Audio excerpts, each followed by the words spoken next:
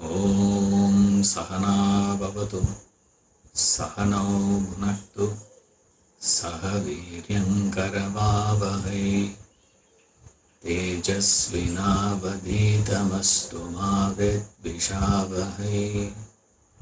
Om Shanti Shanti Shanti.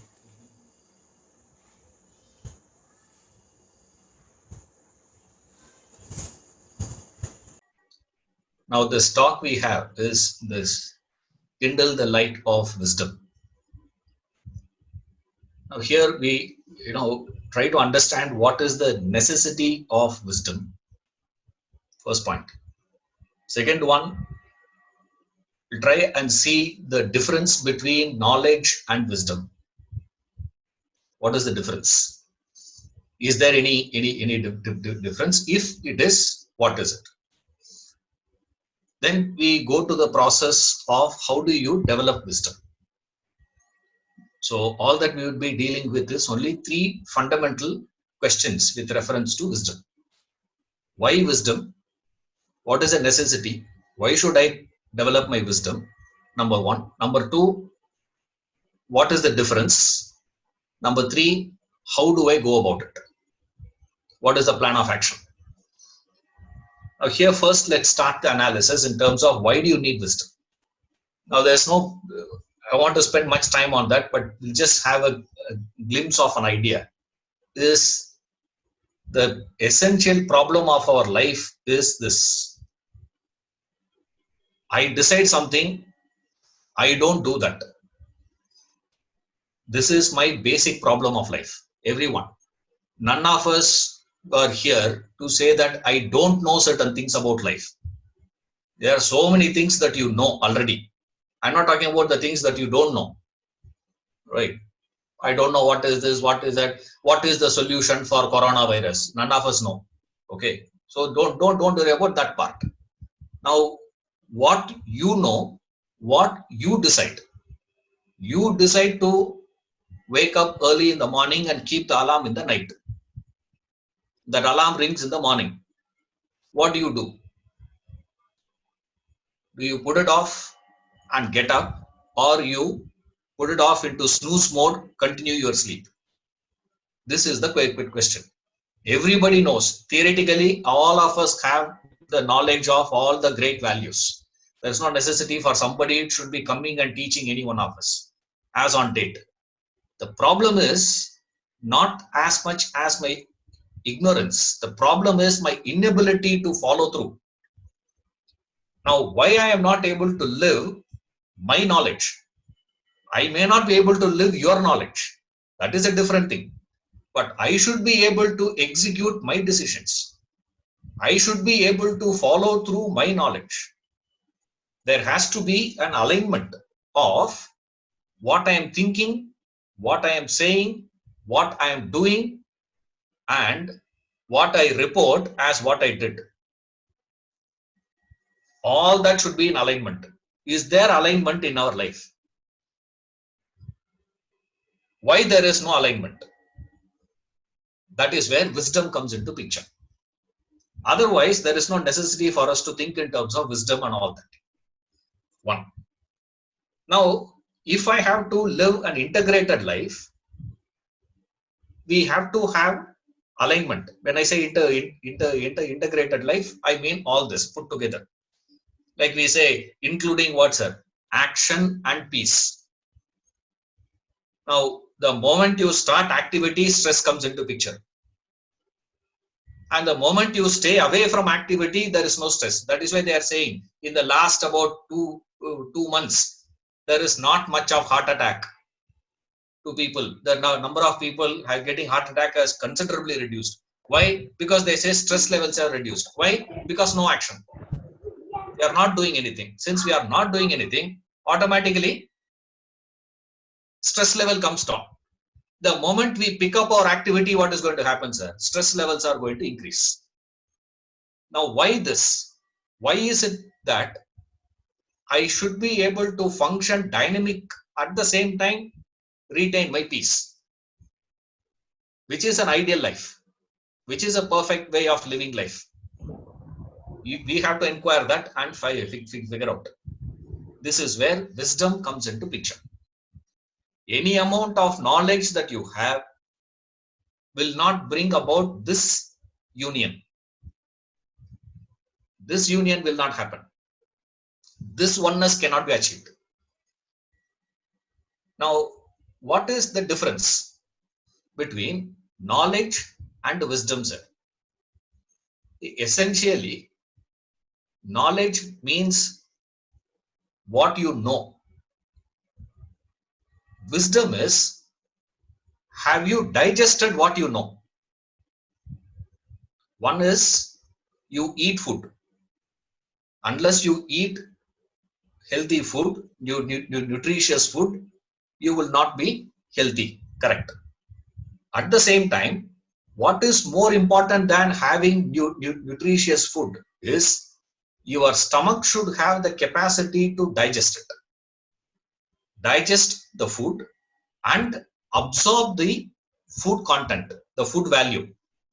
The system should absorb the food value. Only then you get health. Suppose if you just take the food inside and you are not having the digestive power, all that happens is it just passes through. It's just a question of time. Another 4 hours, it will come out.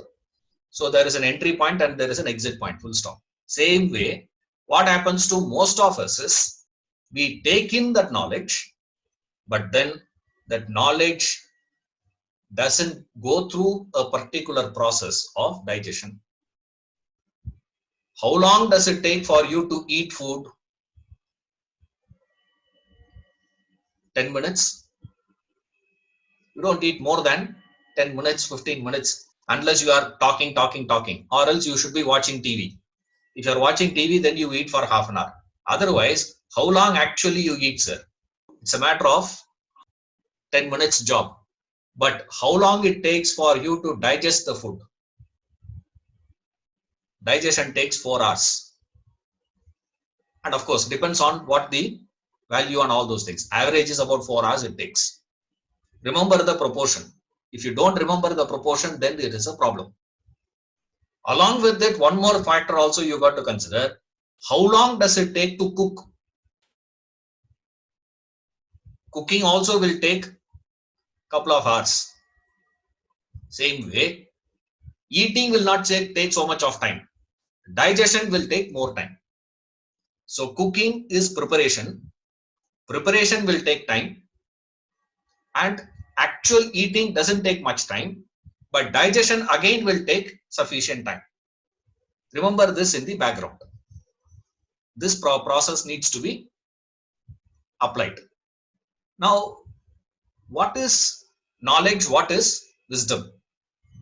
See, there are very many angles to it. Now, we can view the whole thing from many aspects. Now, essentially, we say knowledge means information that I gather from external. Wisdom is what I kindle from myself, what I trigger from within, what comes out of me. That is called wisdom. What gets into me is information, knowledge. Now, in this context, you take knowledge to mean information. Now, with information, what you will do? You have a lot of information, means you can deliver a very good lecture. Everybody will appreciate. You can become a fantastic speaker, but you can't live it. Living demands wisdom. So with knowledge, what you do, sir? You talk. With wisdom, what you do, sir? You live. With knowledge, what happens? With knowledge, you start searching for solution. You start searching for answer with knowledge. More and more knowledge you get, more and more search will come into picture in your life. With wisdom, you sublimate the question. You don't go in search of answer. You dissolve the question. The more you learn to dissolve the question, you have wisdom. More and more knowledge you gain, what happens, sir? Every knowledge that you gain will trigger new set of questions in you. If you have not known certain things, the questions will not come. You see a glass of water in front of me, it's there. Now immediately I ask, what is this made up of? They say this is a metal. What metal is this? Who created this? Who designed it? From where it got done? And how that got reached into my house? Who brought that? All the questions will come into picture. And every question I try to answer will trigger new set of questions. New set of questions. New set of questions. Thus, it goes on and on and on. Knowledge proceeds in one direction. Wisdom moves in the opposite direction. You get a question, you don't start searching the answer. You have a question in wisdom, you move towards the question again. Here, you don't find answer. You try to sizzle the question. You question the question. You question that question. Question that question. Finally, you reach where, sir? You reach the questioner. In knowledge, you never go in that direction. In wisdom, you go back, and there you complete that with inquiry into the questioner. This is knowledge. Wisdom. In knowledge, you will have answers. In wisdom, you ask right questions. And I can go on giving various differences. Knowledge is more of masculine in nature. Wisdom is more of feminine in nature. Knowledge is more to do with, I have a problem, I have to find a solution to the problem. I have this misery, I have this suffering, I have this issue. Now what should I do? Start towards the solution towards it. Now what does wisdom do, sir? It says, don't worry about it, man. Live with that insecurity. Not that you recognize that insecurity and not searching, running towards security. You learn to live with that insecurity. With that, you should be able to live. That is what wisdom is all about. Now, if I have to gain that wisdom, where should I begin? This is where definition of wisdom becomes very important. Definition of knowledge becomes very important. What is the difference between when you say, I don't know, ignorance, and I know? Whenever you have used that word, I don't know something, on the other side you say, yes, I know. Yeah, this I know. This I don't know. This I know. I know, I don't know. I know, I don't know. I know, I don't know. All our lifetime, we are juggling between these two factors. Known, unknown. Known, unknown. Known, unknown. And our belief is, I am gaining knowledge means I am converting my I don't know to I know. I don't know to I know. I don't know Chinese language. After that, what do? I learn. Now what is it, sir? I know the language. So what I'm doing? My knowledge horizon is increasing. So if you were to put it in circles, every one of us have got our own circle of knowledge and our own circle of ignorance. And always it looks what? Which circle is bigger? This is where problem comes.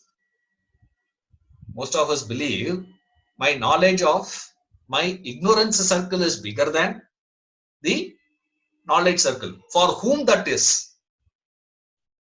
When that is? Lesser the knowledge, less you recognize your ignorance. More the knowledge, more you will recognize your ignorance. Now this is where it becomes a catch-22 now. You are stuck now. Follow very carefully. Okay. I don't know, I say. Whenever I say I don't know something, or whenever I say I know something, what I'm meaning is, whenever I suspect my understanding in a particular subject, I'll say I don't know. Wherever I am not suspecting my understanding, I say I know. Isn't it? Correct? Think carefully. I repeat. Whenever we say I don't know, that means I suspect my understanding. I don't think, I have understood what you are, which means you are suspecting what you have heard. It's not that you have not heard what I'm speaking. All of you can hear what I'm speaking, right? But still you will say what, this is not. Suppose if you have arrived at some conclusion, yeah, this is what Ishwaran is saying. There you will say what, I have understood. I know that. That I know. Which means what? I don't suspect my understanding. Means I say I know. Wherever I start suspecting my understanding, I say I don't know. Who gets that suspicion? So now knowledge and ignorance falls into the category of who suspects and who doesn't suspect.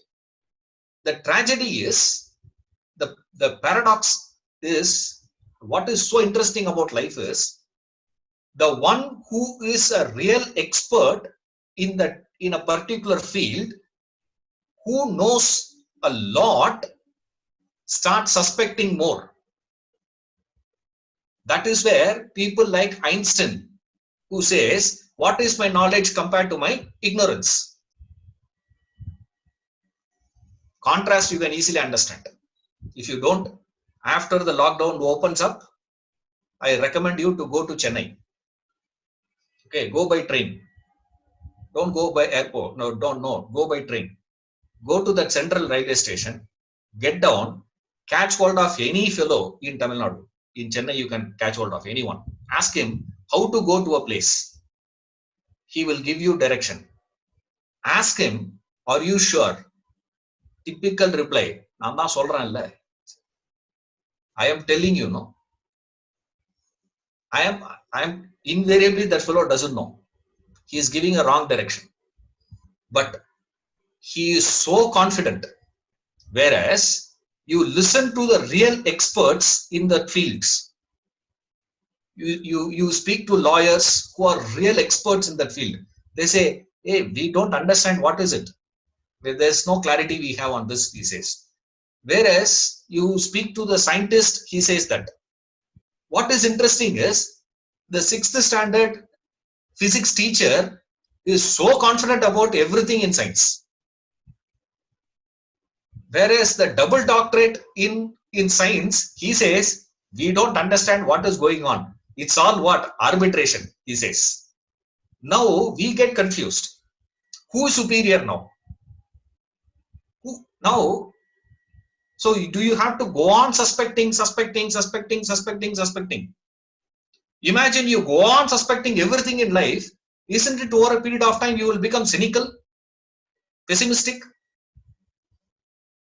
If you keep on saying, I don't know, for anything and everything, what will happen to you over a period of time? You will become pessimistic and you will become cynical. You can't do that also in life. At the same time, we can't take the stand saying, I know also. Now you can't say, I know, you can't say, I don't know. You cannot be confident about your ignorance. You cannot be confident about your knowledge. Then how do you resolve it, sir? The resolution is provided by the scriptures through wisdom. It says, gain that wisdom, man. There what happens? Philosophy introduces a third element. Now science deals with only these two factors. Circle of known and the circle of unknown. Knowledge, I am progressing my knowledge means I am intruding and I am converting the area of ignorance into knowledge. Unknown is becoming known. Unknown is becoming known. Unknown is becoming known. Unknown is becoming known. Unknown is becoming known. Science believes one day all that unknown will become known to humanity. This is the fundamental premise of science, without which they can't progress. And the problem there is this: more you convert, what is happening, sir? Your suspicion of ignorance is increasing. Instead of confidence of knowledge coming, suspicion of ignorance is increasing to a person who is converting that. How do you resolve that? This is where philosophers came into picture. This is where the sages, the rishis, the masters brought in, hey, there is a third element in life that is cannot be categorized into this bracket of known, nor can you put it in the category of unknown. Then what is it, sir? They said it is unknowable. What is this? As it is, we are confused with two. Now, instead of solving the two, this fellow introduces a third element and confuses more actually. It says, no. You cannot know it. You cannot convert, because you cannot put these two things in that category of known or unknown. Then what can be done, sir? This cannot be known, but you can become. And they give a beautiful example in the scriptures. They say, the dreamer, when you sleep, you dream. And in the dream, there is you take a position of a dreamer in the dream. Can the dreamer know the waker? Not possible. Nor the dreamer can say, I don't know the waker, because whatever he is experiencing in the dream is happening where, sir? In the waker's mind only. The whole dream is where? The entire dream that I had yesterday night is where? In my mind only. Isn't it? So you can't say it is outside, it is not known, nor can you say it is, but the dreamer can never have a meeting with the waker. That is also not possible. Nowhere the waker will never go into the dream again, not possible. But then how the dreamer will get the knowledge of the waker? That's what the Upanishads they say. The knower of waker will become the waker. Once you become that waker, you get the knowledge of the waker. The Upanishads say, Brahmavit Brahmaiva Bhavati. The knower of Brahmavit means the knower of Brahman, truth. What happens to him, sir? He becomes it. Knower of mathematics doesn't become mathematics. You gain the knowledge of coronavirus doesn't mean you have become coronavirus. Isn't it? That is not possible. Whereas in this field, what is it, sir? The knower becomes it. There is an integration happening between the object of knowledge and the knower. In that integration, everything else gets integrated. Everything is resolved. As long as you are maintaining this differentiation between the knower and knowledge, distinction where to exist, it is impossible for you to resolve it.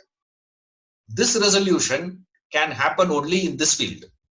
So, any amount of scientific development you have, any amount of mathematical knowledge you have, any amount of worldly knowledge that you gain, you can never create that integration. I'll give two cases you think for yourself. Any amount of knowledge of psychology doesn't insulate the psychologist from getting depression. Even the topmost psychologist is susceptible for depression, stress. Correct? But whenever we have problems of depression, where do we go? We go to a psychologist. Keep this man. Then you keep another side. You will never see Buddha coming and telling you, yesterday night I am so stressed I could not sleep. Can you give me some sleeping pill for me to sleep? Now he never has that problem. You put him in any position, he is able to maintain that. What is the difference between this psychologist and Buddha? See, in terms of knowledge, if you take, whatever psychologist speaking, almost it's the same thing Buddha also will be talking. Or whatever Buddha is talking is what psychologist also will say. Right? Only language is different, words are different, but the content is the same thing. But then, whatever the knowledge that with which he is able to help the clients doesn't help the psychologist. There are a lot of people who counsel divorce or divorced. I counsel people who come to me for marriage, and I mend their marriage and I make their marriage better. And I come home inside, what is happening, sir? Why there's a difference? Because the field of inquiry can never be in this side. It has to be coming from the knowledge of a different subject, a different area.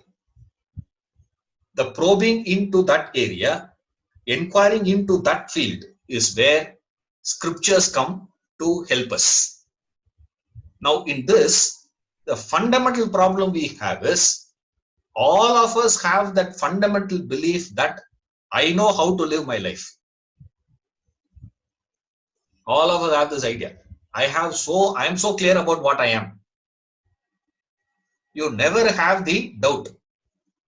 Am I living life the way life should be lived?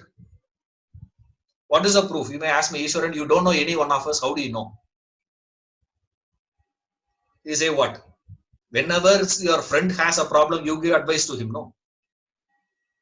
On what basis you give advice? See, unless you believe, you know, will you give advice? You never give advice to a person whether he is, how he should be filing his returns. You don't do that. Why? You don't tell him in which stock he has to be investing, unless you are a stockbroker, unless you have been investing in stocks, unless you know about stocks. Isn't it? In any area, I need to have that belief. I know. All of us advise others how they should live life. That means what? I believe I know how to live life. When you don't even know what you are and who you are, where is a possibility for you to know how to live your life? This is where the awareness that I don't know comes into picture. And Josh Billings, one of my favorite statement, hair stands on end every time I say that. Josh Billings, he says, the trouble with most folks is not so much so their ignorance as their knowing so many things which end so. Trouble with people is not their ignorance. They believe they know. First requirement is you need to understand, I don't know. Suspect. That suspicion should be there. Am I sure? Can I be sure about what I am? What I am doing? What I am thinking? What I am feeling? Are you sure about it? The problem is, all of us are so sure about it. I am so sure. You see, that suspicion. Then comes the process. What is the process, sir? I'll give you the example. Remember the example at least, if not the idea. Remember the example. The process of gaining wisdom is exactly like the process of curd making. How do you prepare curd? Right. Step 1. You boil the milk and immediately you don't start. You allow the milk to cool down. The milk should come to a lukewarm temperature. Strictly speaking, there is no necessity for you to boil milk. You know that. If you don't know, at least know that. So you can tell someone, if they ask you, what did you learn in that light of wisdom? There is no need to boil the milk to make curd. No need, actually. You just have to warm the milk. That's enough. Warm the milk. Lukewarm temperature. The milk should be in that lukewarm temperature. Number one. Two is you add a little curd to that. If you have 1 liter of milk, you add 2 spoons of curd to it and then stir it well. Leave it overnight. Next day morning, you see that fluid milk had transformed into solid curd. I understood solid curd only when I went to Punjab, Gurdaspur. Till there, I never knew what is this concept of solid milk. They had in that pot here showing me milk, curd. Turn upside down, it is not falling. It is so thick. Now today, your personality is what, sir? So fluid. Your mind is so fluid. Means right now the mind is running in all sorts of direction. You give a direction to the mind, it says, no, I will not run. All of you know this popular story. Think of monkey. Don't think of monkey. What happened? The mind only thinks of monkey. Now you are saying don't. The mind says what? Who the hell are you to tell me? I will think. Which means what? It is running in by itself.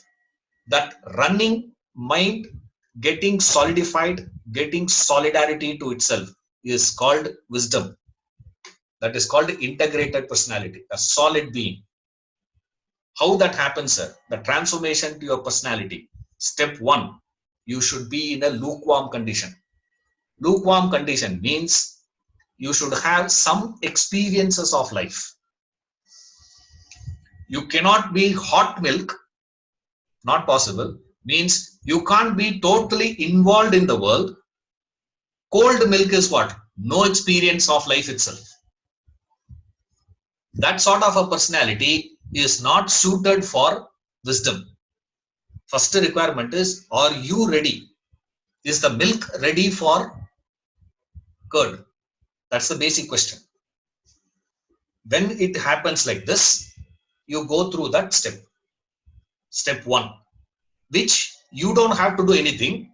Nature does that.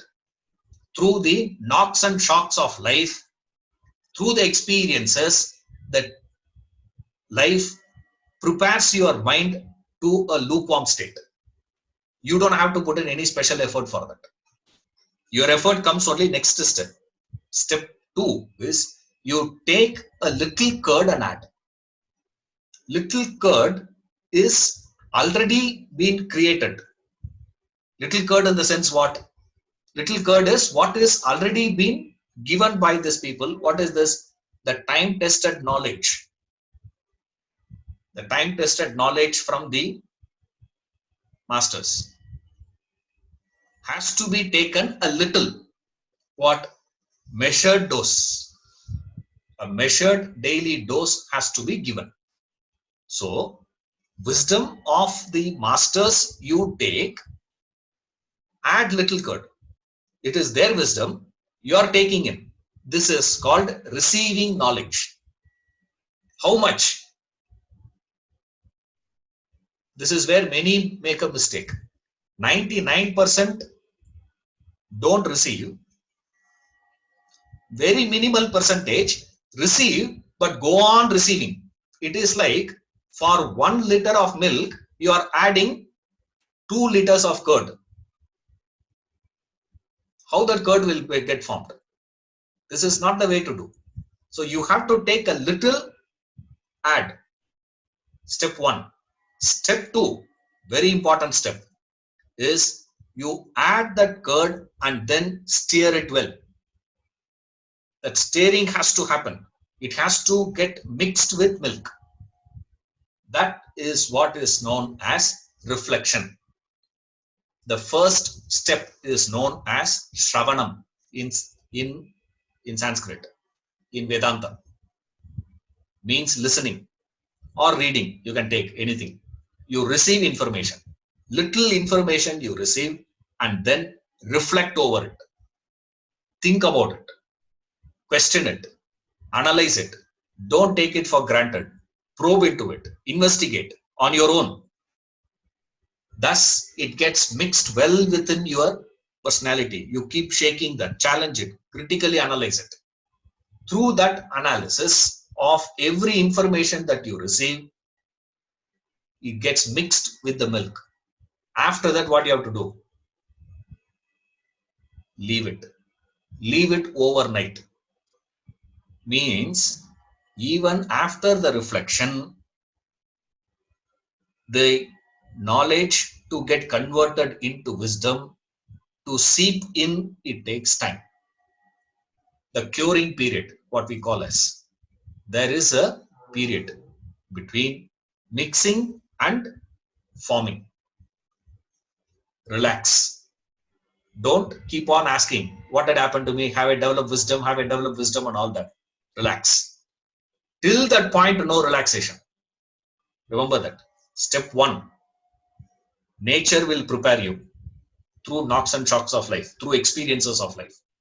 Then receive little knowledge of the scriptures. Little knowledge in the sense, what I mean is the scriptural knowledge. Then comes the reflection part. Think about it, analyze it, investigate it, probe into it, and then relax. Through these 3 steps, your personality will attain the transformation. You will gain wisdom. With wisdom, you live life. You can achieve anything after that. After that, life is very different. After that wisdom, life is very different. It's like that movie, we say, £1 Million Note. Old movie that is. Gregory Peck. It's movie. I think it is 60s or something. Amazing movie. And the fellow gets just that £1 Million note. He gets everything done without encashing it. Throughout the movie, he never encashes that. Just keeping that £1 Million note with him, he achieves everything. That is called wisdom. That's the power of wisdom. Remember, you don't have to encash it. All other knowledges you have to encash. Knowledge needs to be encashed. Wisdom needs to be possessed. That's enough. Possessing will give you power. Other knowledges only when you work on it. That is why in Vedanta we say there is no such thing called a practice. In philosophy, there is no practice here. All that you have to do is what? Only 2 things. Study, reflect. Through study and reflection, transformation comes. The mark of transformation is the solidarity of your personality. Thank you.